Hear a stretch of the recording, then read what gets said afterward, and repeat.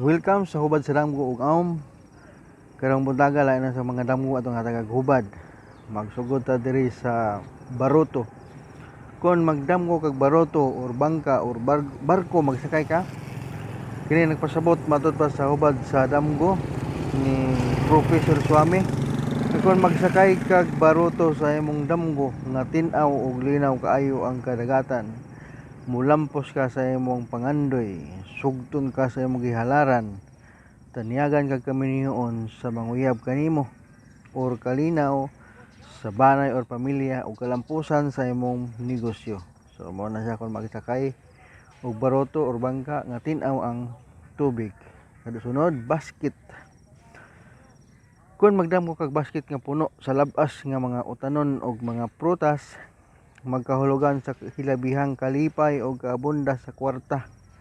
Pero basket nga way sulod, mapurdoy ka at bangan kag bayot sa gugma sa imong hinigugma. So way ayo ang basket nga way sulod. Sunod, baso. Baso nga nindot nga imong madamguhan, nagkahulugan sa malinawong pagpuyo. Pag sinabtanay sa naghigugmaay, kung mabuwak ang baso sa imong damgo, magkabulag kamo sa imong hinigugma kay tukbon sa laing binuhat. Sunod, bastos ka na bang magbinastos. Kung ang dalaga ang magdamgo na nga nakakita sa babae o lalaki nga nagbuhat og binastos, di ba kun sa iyang kahigalaan. So way swerte. Sunod, bata. Kung magdamgo sa usa ka batang tambok, makadawat kag maayong balita. Kung daot ug bulingit ang bata nga imong madamguhan, dunay masulubong balita ang moabot kanimo. Kung kuguson sa inahan ang bata nga tambok, mahalon og higugmaon kag maayo sa imong kapikas sa kinabuhi. Ang asawa nga magdamgo niini kinahanglan mamubhudayon og samuyaw aron mo samot og kahumot siya og kahumot. Sunod, bato. Bato nga mga malagit sa imong damgo, nagkahulugan sa imong baruganan nga dili mausab. Kinagingon nila nga maliso pay buko sa kawayan. Bato nga madugmok, nagkahulugan sa kapakyasan, bation kag katalaw sa imong ikaatbang. So kung sa lalaki pa ni, kung duha mo nanguyab, mugibwi na ka. Imo nang ihatag sa imong kapikas, kaatbang, ang pagpanguyab sa maong binuhat. Sunod, baybayon, puting balas. Ang baybayon nga imong madamguhan, makabaton kag malinawon nga pagpuyo, pag sinabtanay sa banay og mga silingan. So nindot ang baybayon nga puti. Sunod, bayot. Kung imong ikasulti ang usa ka bayot sa imong damgo, pagmatnon sa mga pakaron ingnon, bantay sa imong ikasulti nga opposite sex aron dili ka makamatintal.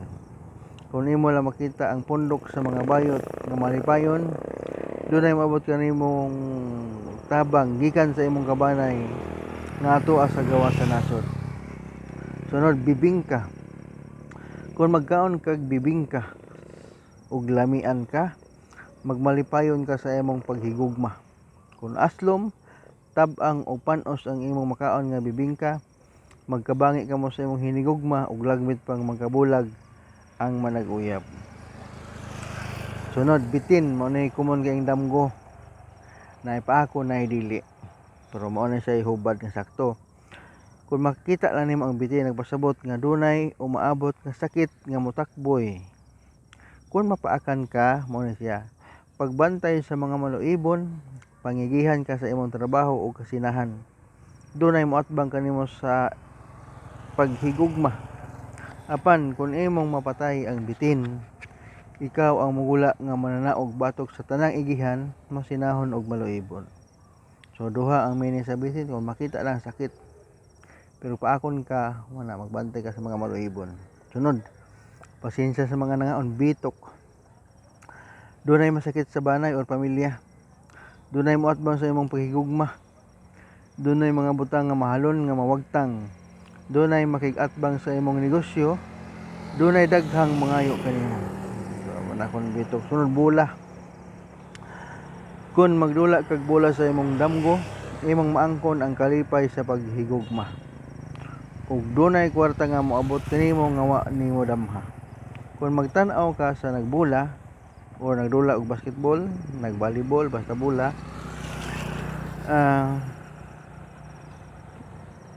nagbula kung magtan-aw ka lang umaabot nga kalipay nga moabot sa imong kinabuhi, mobalik ang hinigugma nga dugay nang nawala. Sunod buang kung makakita kag damgo sa kita kag buang sa imong damgo. Kung makakita kag buang sa imong damgo, makasugat kag mga higala nga dili matinud-anon. Ulo-uluhan ka og daghang mosip-sip kanimo. Kung usa ka maghuhukom, kung huwes ang magdamgo niini dili pa makahatag sa iyang hukom.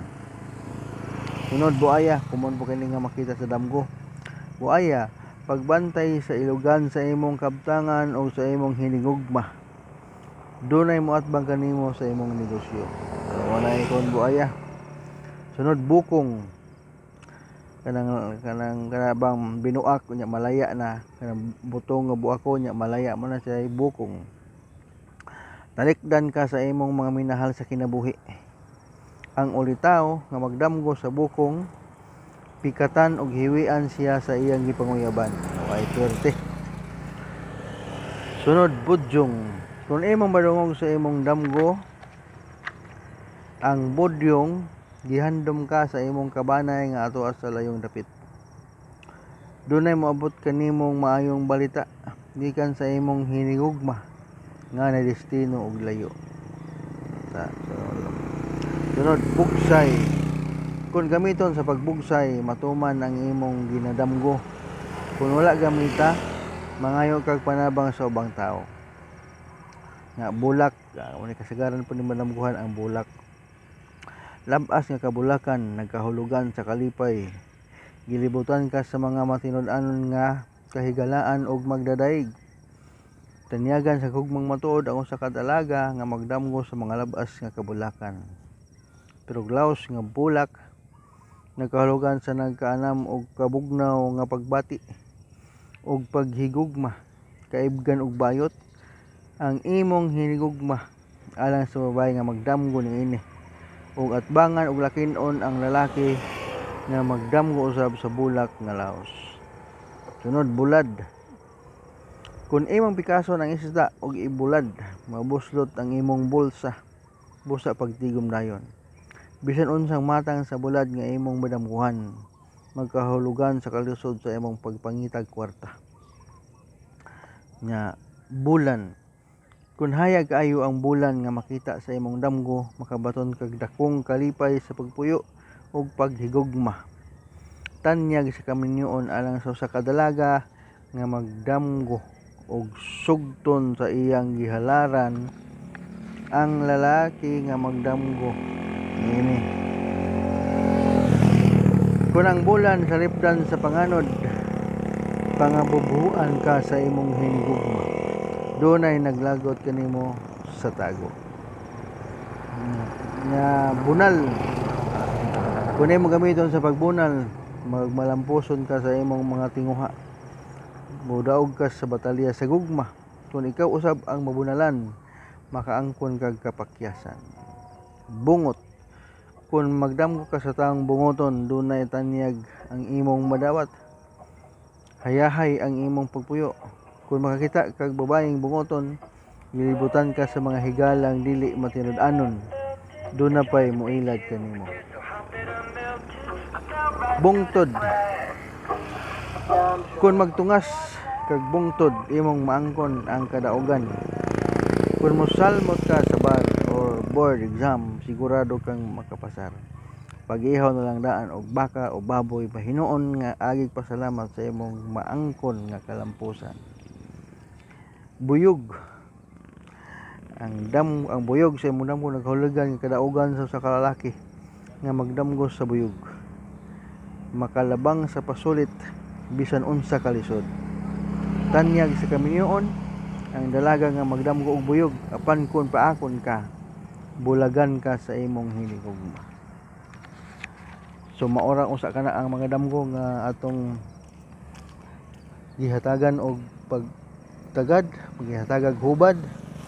Daghang salamat sa mga supporters sa hubad sa damgo ug og sa YouTube channel nga Ladjo More. Niabot na tag 13,000. Bitaw 13. So, sige lang, 1 subscriber edit nindot na kayo na. Og katong